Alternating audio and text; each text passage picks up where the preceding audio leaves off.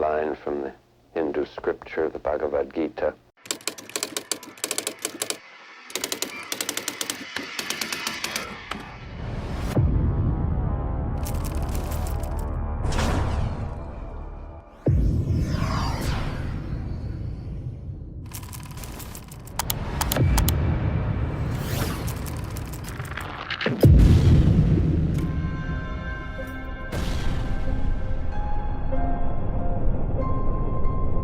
Now I am become death, the destroyer of worlds.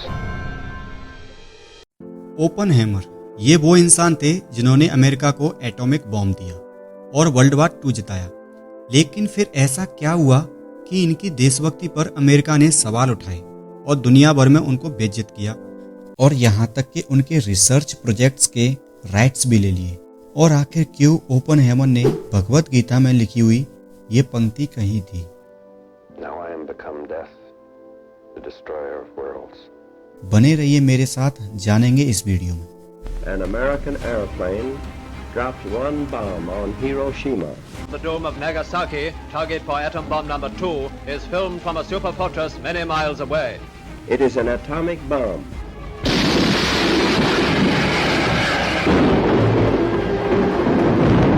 That bomb has more power than 20,000 tons of TNT.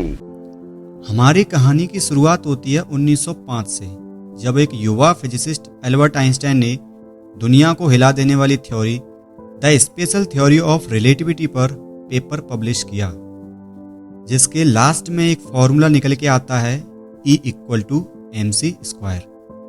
Means mass और energy दोनों same है। एक छोटा सा मास बहुत ज़्यादा एनर्जी क्रिएट कर सकता है। उनको क्या पता था कि ये थ्योरी आगे जाके पूरी दुनिया को बदलने वाली है। इसी बीच 22 अप्रैल 1904 को न्यूयॉर्क में जे रॉबर्ट ओपनहेमर का जन्म एक रिच एंड एजुकेटेड परिवार में होता है। ओपनहेमर बचपन से ही काफ़ी इंटेलिजेंट थे। स्कूल के टाइम से ही साइंस में बढ़ता हुआ उनका प्यार उन्हें 1922 में हार्वर्ड यूनिवर्सिटी ले गया, जहां से उन्होंने 1925 में केमिस्ट्री से बैचलर डिग्री प्राप्त की और फिर जर्मनी जाके 1927 में मात्र 3 साल में फिजिक्स से पीएचडी पूरी की। अब साल आता है 1938 का, जब 9 नवंबर 1938 को जर्मन्स ने देश भर में जूइस के खिलाफ विनाश और हिंसा की लहर शुरू कर दी, जिसको इतिहास में क्रिस्टल नख्त नाम से जाना जाता है। फिर उसके 1 मंथ बाद ही जर्मनी की लैब में काम करने वाले 3 वैज्ञानिकों ने एक ऐसी खोज की जिसने दुनिया का इतिहास बदल दिया। उन्होंने न्यूट्रॉन को यूरेनियम से टकराकर उसके 2 छोटे छोटे टुकड़े कर दिए, जिसको न्यूक्लियर फिजन कहा गया। और इस प्रोसेस में काफ़ी एनर्जी प्रोड्यूस हुई, और ये एनर्जी इतनी थी जिसका यूज करके एक बॉम्ब बनाया जा सके। लेकिन ऐसा हथियार बनाने के लिए अभी काफ़ी टेक्निकल प्रॉब्लम्स को दूर करना था। जब आइंस्टाइन को इस बात का पता लगा कि जर्मन्स इन प्रॉब्लम्स को सॉल्व करके ऐसा कोई हथियार बना सकते हैं, आइंस्टाइन को पहले से ही पता था कि अगर ऐसा कोई हथियार बना तो वो बहुत ज़्यादा विनाशकारी होगा, और अगर ये हथियार हिटलर के हाथ लगा तो उससे पूरी दुनिया खतरे में पड़ सकती है। आइंस्टाइन को इस बात की अब चिंता होने लगी। फिर उन्होंने अपने कलीग लियो सिजिलार्ड के साथ मिलकर US president Franklin D Roosevelt को एक पत्र लिखा, जिसमें उन्होंने एटॉमिक रिसर्च के फील्ड में काम करके जर्मनी से पहले एटॉमिक वेपन्स को बनाने की सलाह दी। आइंस्टाइन का लेटर पढ़ के अमेरिकन प्रेसिडेंट ने तुरंत एक्शन लिया और यूएस मिलिट्री को ऑर्डर दिया कि एटॉमिक हथियार पर रिसर्च प्रोजेक्ट शुरू कर दिया जाए। इस फेमस प्रोजेक्ट को आज दुनिया मैनहट्टन प्रोजेक्ट के नाम से जानती है। ऐसा माना जाता है कि एटॉमिक बॉम्ब शायद कभी बन ही नहीं पाता अगर एल्बर्ट आइंस्टाइन अमेरिकन प्रेसिडेंट को वो लेटर ना लिखते। खैर, अब होना तो ये चाहिए था कि मैनहट्टन प्रोजेक्ट के लिए यूएस आर्मी आइंस्टाइन को ही चुनती, क्योंकि उन्होंने ही अमेरिकन प्रेसिडेंट को ये लेटर लिखा था। लेकिन ऐसा नहीं हुआ। एल्बर्ट आइंस्टाइन का बैकग्राउंड जर्मनी से था और यूएस आर्मी को ये शक था कि शायद आइंस्टाइन यूएस के साथ कोई चाल चल रहे हैं। इसी वजह से प्रोजेक्ट मैनहट्टन की रेस्पॉन्सिबिलिटी ओपनहेमर को दे दी। ओपनहेमर आइंस्टाइन से काफी प्रभावित थे। वो भी ये चाहते थे कि अमेरिका को एटॉमिक बॉम्ब बना लेना चाहिए। इस सीक्रेट प्रोजेक्ट के लिए न्यू मैक्सिको में एक पूरा सीक्रेट सिटी बनाया गया जिसको लॉस एलेमोस कहा जाता है। यूएस गवर्नमेंट ने प्रोजेक्ट में बहुत सारा पैसा बहाना स्टार्ट कर दिया था। 1945 के एरा में इस प्रोजेक्ट पर टोटल $2 बिलियन का खर्चा किया गया था। अमेरिका की हिस्ट्री में ये सबसे इम्पोर्टेंट एंड सबसे ज्यादा सीक्रेट प्रोजेक्ट होने वाला था, लेकिन इस राज को संभालना यूएस आर्मी के लिए बहुत ही चैलेंजिंग था। लॉस एलेमोस में मैनहट्टन प्रोजेक्ट पर टोटल 1,30,000 वर्कर्स काम करते थे। इन लोगों को बड़ी ही जांच पड़ताल के बाद चुना गया था ताकि मैनहट्टन प्रोजेक्ट की कोई भी इंफॉर्मेशन बाहर की दुनिया को लीक ना हो। इनमें साइंटिस्ट्स, टेक्नीशियंस एंड रिसर्चर्स के साथ साथ लोअर स्टाफ भी शामिल था। सबको ये डायरेक्शन दी गई थी कि प्रोजेक्ट के बारे में किसी को कुछ न बताएं और ना ही अपनी फैमिलीज को। यहाँ कोई भी एक दूसरे को असली नाम से नहीं जानता था, सबको एक नकली नाम दिया गया था। और प्रोजेक्ट साइट का ये रूल था कि अगर किसी का असली नाम रिवील हुआ तो उसको सजा दी जाएगी। यहाँ लेटर्स आते थे लेकिन फेक एड्रेस पर। वो एड्रेस था PO बॉक्स 1663 न्यू मैक्सिको। यहाँ तक के ऑफिशियल लेटर्स में भी सिटी का नाम मेंशन नहीं किया जाता था। लेटर्स की सेंसरशिप के लिए यहाँ सेंसर डिपार्टमेंट पहले सारे लेटर्स को खोल के पढ़ता था और उसके बाद ही वो आगे भेजा जाता था। इसी तरह यहाँ से भेजे जाने वाले लेटर्स भी पहले पढ़े जाते थे। प्रोजेक्ट साइट के अंदर आने के लिए सख्त सिक्योरिटी रखी गई थी।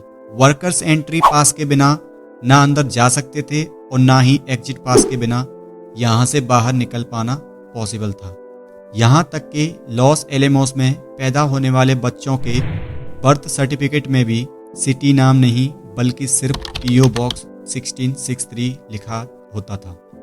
ये सब सिर्फ इस वजह से किया जा रहा था ताकि एटॉमिक बॉम्ब से जुड़ी कोई भी छोटी इंफॉर्मेशन बाहर लीक ना हो सके। ओपनहेमर प्रोजेक्ट मैनहट्टन से पहले ही न्यूक्लियर फिजन पर रिसर्च कर चुके थे। ये एक ऐसा प्रोसेस होता है जिसमें एटम्स को स्प्लिट करके हद से ज़्यादा एनर्जी प्रोड्यूस की जा सकती है। नेचर में पाए जाने वाला heavy radio active element uranium 9238 होता है, जिसमें 92 प्रोटॉन एंड 146 न्यूट्रॉन्स होते हैं। इसी का एक आइसोटोप यूरेनियम 92-235 होता है जो कि बहुत अनस्टेबल होता है। अगर यूरेनियम 235 को किसी न्यूट्रॉन से कोलाइड कराया जाए तो यूरेनियम स्प्लिट होके 2 लाइटर एलिमेंट्स एंड 3 न्यूट्रॉन्स देता है और बहुत ज्यादा एनर्जी प्रोड्यूस करता है। और स्प्लिट हुए ये 3 नए न्यूट्रॉन फिर से दूसरे यूरेनियम 235 को टारगेट करते हैं और ये रिएक्शन बार बार होता है। ये सारा चेन रिएक्शन कुछ ही माइक्रो सेकेंड्स के अंदर पूरा हो जाता है और सारे रिएक्शंस मिलके हमें एक जोरदार धमाका और एनर्जी रिलीज के रूप में देखने को मिलते हैं, जिसको एटॉमिक बॉम्ब कहा जाता है। अगर एक न्यूक्लियर बॉम्ब को नॉर्मल TNT बॉम्ब से कंपेयर किया जाए तो ये हाथी का चींटी से कंपेयर करने जैसा होगा। आप सिर्फ इस बात का अंदाजा लगा लें, 1 kilogram atomic bomb 3500 kilogram TNT bomb के बराबर होता है। यानी लिटिल बॉय बॉम्ब जिसने पूरे नागासाकी को डिस्ट्रॉय कर दिया था, इतनी ही तबाही TNT बॉम्ब से करनी पड़ती तो अमेरिका को 1.5 करोड़ kg TNT बॉम्ब गिराना पड़ता। ये इतना ज्यादा वेट होता है कि आज के टाइम भी कोई भी प्लेन इसको नहीं उठा पाएगा। एटॉमिक बॉम्ब में यूरेनियम को यूज करने का सबसे बड़ा नुकसान ये था कि यूरेनियम एक नेचुरल एलिमेंट है एंड ऑब्वियसली इसको एक लिमिटेड क्वांटिटी में ही माइन किया जा सकता है। रिसर्चर्स ने यूरेनियम के रिप्लेसमेंट में एक नया एलिमेंट बनाया जो नेचुरल भी नहीं था और वो यूरेनियम 235 से भी ज्यादा अनस्टेबल था। ये एलिमेंट था प्लूटोनियम Pu 239। अमेरिका को प्रोजेक्ट कंप्लीट करने की बहुत ज्यादा जल्दी थी क्योंकि एक तरफ वर्ल्ड वार 2 चल रहा था, दूसरी तरफ अमेरिका को ये भी खतरा था कि कहीं जर्मनी उनसे पहले एटॉमिक बॉम्ब ना तैयार कर ले। आखिरकार वो दिन आ ही गया जब 16 जुलाई 1945 को दुनिया का पहला एटॉमिक बॉम्ब तैयार हो चुका था और अब बारी थी इसको टेस्ट करने की। जब इसको एक्सप्लोड किया गया था, इसकी तबाही देखकर पूरी दुनिया खौफ में आ गई थी। ओपनहेमर समेत दूसरे वैज्ञानिक जो इस प्रोजेक्ट का हिस्सा थे इस हथियार से खौफ में आ गए। ह्यूमन सिविलाइजेशन को खतरे में डालने वाला ये पहला हथियार था जो अब इंसान के हाथ लग चुका था। एटॉमिक बॉम्ब का इंसानियत पर क्या इम्पैक्ट हो सकता था, ये जाने बिना नेक्स्ट मंथ अमेरिका ने इसको जापान के शहर हिरोशिमा और नागासाकी पर यूज कर डाला। इन दोनों हमलों में 2.5 लाख से भी ज्यादा लोग मारे गए थे। 6 दिनों के बाद जापान ने अमेरिका के सामने हथियार डाल दिए और यहीं पर हुआ वर्ल्ड वॉर 2 का दी एंड। अब यहाँ पर आपको लग रहा होगा कि ओपनहेमर के काम से अमेरिका बहुत खुश हुआ होगा, शाबाशी दिया होगा और उनको नोबेल प्राइज देगा, बट ऐसा बिल्कुल नहीं था। ओपनहेमर ने शुरुआत में बहुत अफसोस जाहिर किया था क्योंकि उनके इस क्रिएशन की वजह से लाखों लोगों की जान जा चुकी थी। इस चीज ने उनको पूरी तरह से तोड़ दिया था और उन्होंने खुद को दुनिया से अलग करना शुरू कर दिया था। अमेरिका को शक था कि ओपनहेमर एटॉमिक बॉम्ब की इंफॉर्मेशन किसी दूसरे देश में शिफ्ट कर सकते हैं। इसी वजह से अमेरिका की सीक्रेट इंटेलिजेंस ने ओपनहेमर पर नजर रखना स्टार्ट कर दिया था। लेकिन फिर वही हुआ जिसका डर था। 1949 में अमेरिका के सबसे बड़े दुश्मन सोवियत यूनियन यानी रसिया ने अचानक एटॉमिक बॉम्ब्स के धमाके पूरी दुनिया को सुना दिए। टेक्नोलॉजी लीक हो चुकी थी, लेकिन हुई कहां से इसका अंदाजा अमेरिका को नहीं था।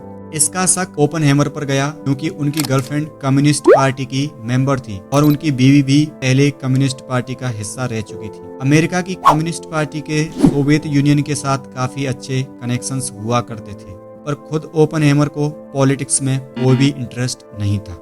अमेरिकन प्रेसिडेंट ने ओपनहेमर के खिलाफ एक इंक्वायरी बिठाई जिसमें ओपनहेमर पर सोवियत का एजेंट होने का इल्जाम लगाया गया। वो अपने बयान पर डटे रहे कि उनका कम्युनिज्म एंड सोवियत के साथ कोई कनेक्शन नहीं है। किसी के पास कोई सबूत नहीं था, लेकिन फिर भी फैसला उनके खिलाफ ही सुनाया गया। जो एक वक्त जीनियस साइंटिस्ट की हैसियत रखते थे, उनको मिनटों में बेइज्जत करके उनकी सिक्योरिटी क्लियरेंस और प्रोजेक्ट्स के सारे राइट्स छीन लिए गए।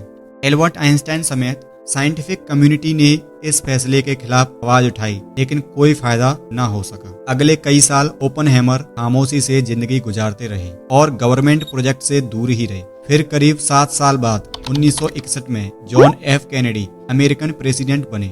उन्होंने ओपनहेमर को ऑफर दिया कि वो एक नया फ्री एंड फेयर ट्रिब्यूनल बनाएंगे जिससे उनको सिक्योरिटी क्लियरेंस दोबारा से वापस मिल सकती है, लेकिन इस बार ओपनहेमर ने इनकार कर दिया।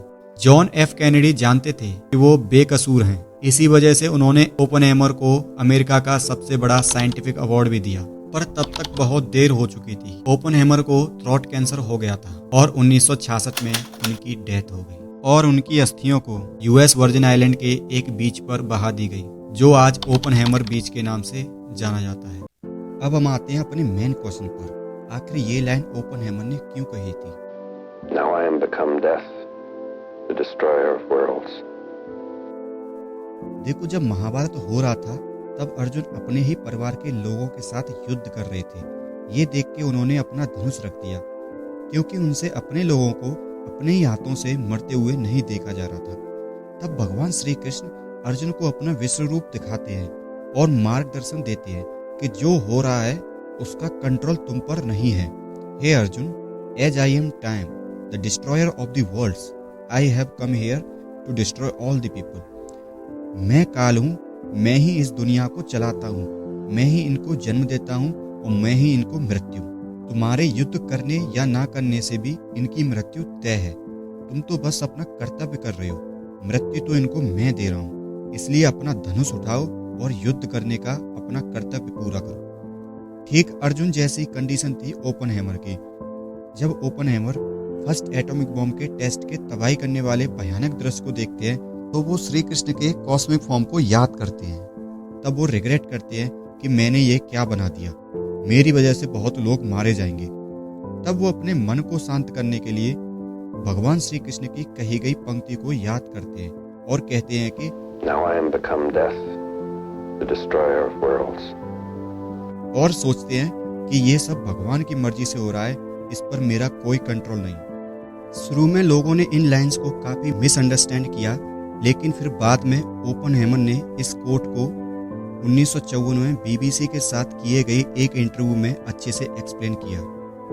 उम्मीद है आप ये वीडियो लाइक एंड शेयर करेंगे। कमेंट करके बताना यूरेनियम 235 के एक एटम को स्प्लिट करने में कितनी एनर्जी प्रोड्यूस होती है इन mega electron volt. Thank you so much guys.